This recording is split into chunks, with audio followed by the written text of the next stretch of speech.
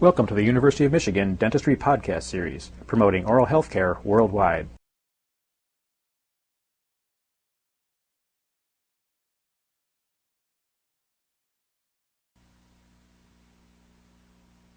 The objective of this sequence is that the student will be able to locate all of the canals in any tooth he's assigned in the endodontic clinic.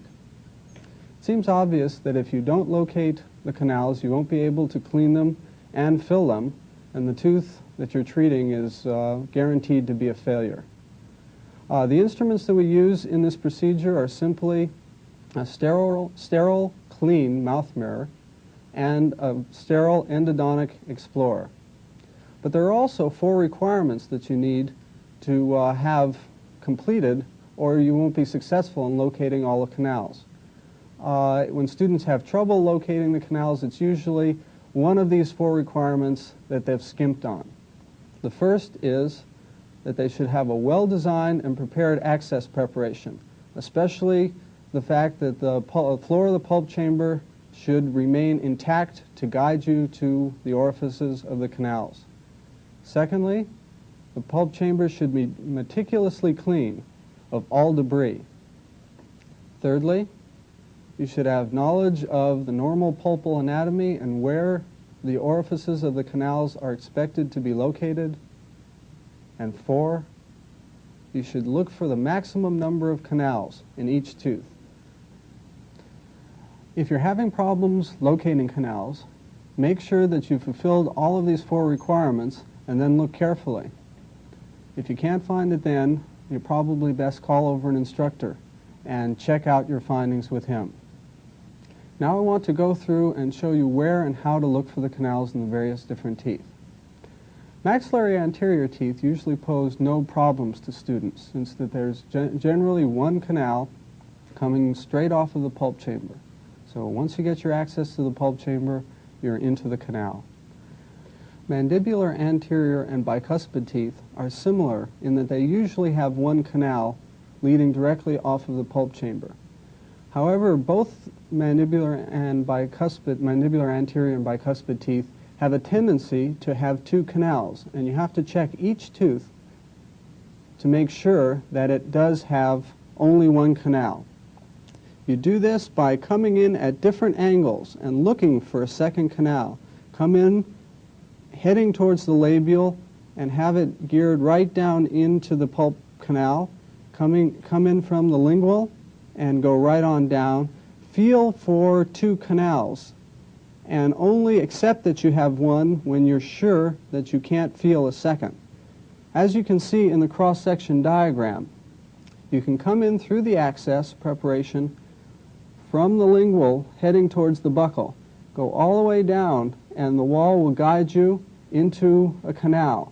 If you have a second canal, when you lift the file up or the explorer and then go in the other direction, you'll be able to feel a little click and the file will be going in a different direction as you slide over into the second canal. So always check mandibular anterior and bicuspid teeth for 2 canals. The maxillary bicuspids, once again, are usually no problem to students. Well, the first bicuspid usually has 2 canals. The second bicuspid maxillary usually has 1 canal, but either one could be reversed. You have to check both teeth for 2 canals. You do that by, once again, coming in from the buccal and looking for a canal going off to the lingual, then coming up, changing the direction of your explorer, coming down, and feeling for a canal on the buccal. A cross-sectional diagram of a maxillary bicuspid shows that if you come in from the buccal, you'll be able to have direct access right into the lingual canal. Pulling up slightly and changing the direction of the file, you'll be able to get into the buccal canal coming in from the lingual. You check maxillary first and second bicuspids this way to make sure that they have 1 or 2 canals. The maxillary molars present a little bit more problem for students. You're farther back in the mouth and you have to get oriented to find 3, sometimes 4 canals. This is an occlusal view of a maxillary molar. with an endodontic access preparation that has been prepared. As you can see, there are 3 and then sometimes a 4th canal. The first canal is the mesial buccal canal. It sits almost directly underneath the mesial buccal cusp, very much to the buccal and somewhat to the mesial. The second canal is the distal buccal canal. Students often have problems finding that because they look for it over here underneath the distal buccal cusp. In actuality, it's very close to the mesial buccal canal, and it's always lingual to the mesial buccal canal, coming off in this direction. There is a big lingual canal, mesial lingual canal that sits underneath the big mesial lingual cusp. It's almost directly lingual from the distal buccal canal. There is sometimes a 4th canal on this tooth. It's considered kind of a second mesial buccal canal. It sits 1 or 2 millimeters lingual to the mesial buccal canal on a line drawn from the mesial buccal to the lingual canal. So you always want to check maxillary molars, especially maxillary first molars, for this 4th canal. Here's the maxillary molar that's been sectioned at the level of the floor of the pulp chamber. As you can see, if you leave the floor of the pulp chamber intact during your access preparation, it will guide you right into the canals. Comparing this section with the graphic that you've just seen, you can see that the mesial buccal canal sits right up here towards the buccal, right underneath the mesial buccal cusp. The distal buccal canal is not so far to the distal, and it's not underneath the distal buccal cusp, but sits fairly close to the mesial buccal canal and always lingual to it. The big lingual canal is right underneath the mesial lingual cusp and pretty far towards the lingual. And in this tooth we have a 4th canal, a second mesial buccal canal, right here. You always want to check and make sure that you don't have one of these, or if you do, you want to find it. So you have the 4 canals, as you can see in the graphic. Locating the orifice of the canals is only half the battle. You have to get the files into the canals. To do this, your file has to have the proper direction and angulation. To get into the mesial buccal canal, you come from the distal lingual down into the canal and letting the wall of your preparation and your untouched pulp chamber floor guide you right into the orifice and into the canal.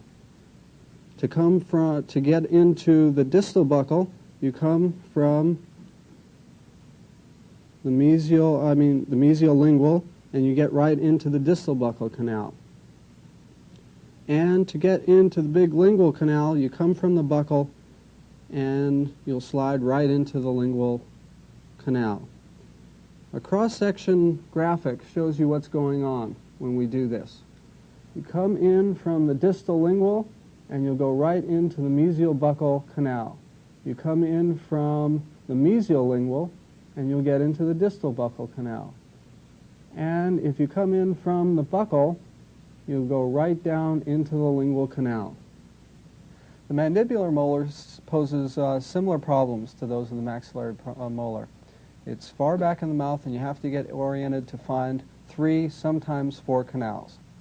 Looking at this graphic of a mandibular molar with endodontic access preparation, you can see that you have a mesial buccal canal located toward the buccal, right underneath the mesial buccal cusp.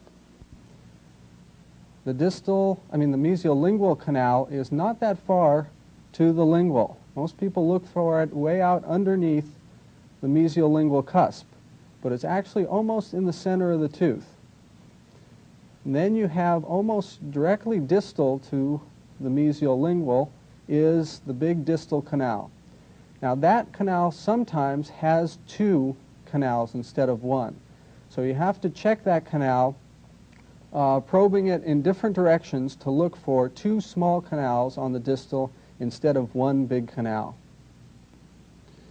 Here's a mandibular molar that's been sectioned at the floor of the pulp chamber.